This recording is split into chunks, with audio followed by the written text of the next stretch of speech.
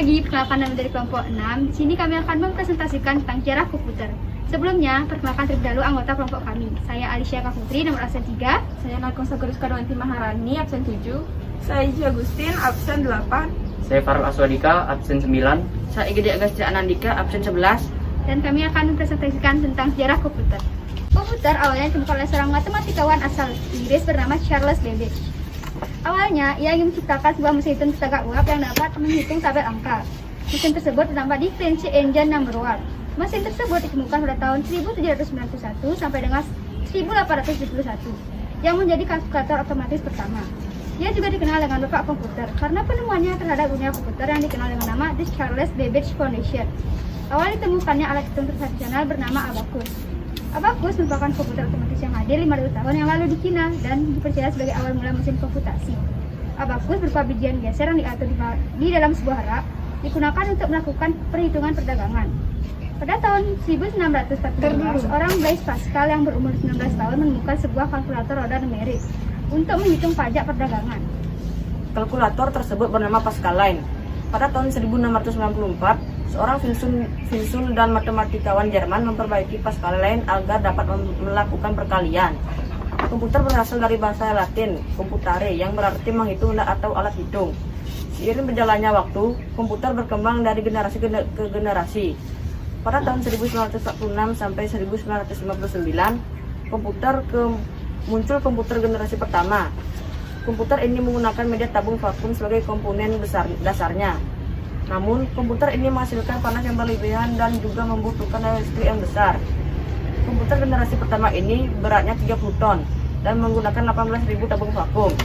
Komputer pertama bernama ENIAC atau Electronic Numerical Integrator dan Computer yang dikerjakan oleh Mauchly and Esser. Lalu pada tahun 1959 sampai 1965 muncullah komputer generasi kedua. Komputer generasi kedua ini tidak menggunakan tabung vakum tetapi menggunakan transistor. Transistor merupakan cikal bakal terciptanya komputer ini. Berbeda dengan tabung vakum berukuran besar, transistor merupakan ukurannya cenderung lebih kecil dan tidak menghasilkan panas yang berlebihan. Pada tahun 1965 sampai 1971 muncul komputer generasi ketiga. Komputer generasi ketiga sudah tidak menggunakan transistor apalagi tabung vakum, namun telah beralih menggunakan teknologi integrated circuit. Pada tahun berikutnya, yaitu tahun 1971 sampai 2000, muncullah komputer generasi keempat. Komputer generasi keempat ini berjenis microprocessor. Microprocessor menggabungkan beberapa komponen menjadi satu chip yang kecil. Perkembangan komputer generasi keempat ini dibuat dan dicetuskan oleh Intel. Kemudian hadir komputer generasi kelima atau generasi sekarang. Mendefinisikan komputer ini sangat sulit karena masih dalam tahap yang cukup muda. Komputer ini menggunakan kecerdasan buatan yang disebut artificial intelligence atau negara yang mempelopori perkembangan komputer generasi kelima adalah negara Jepang.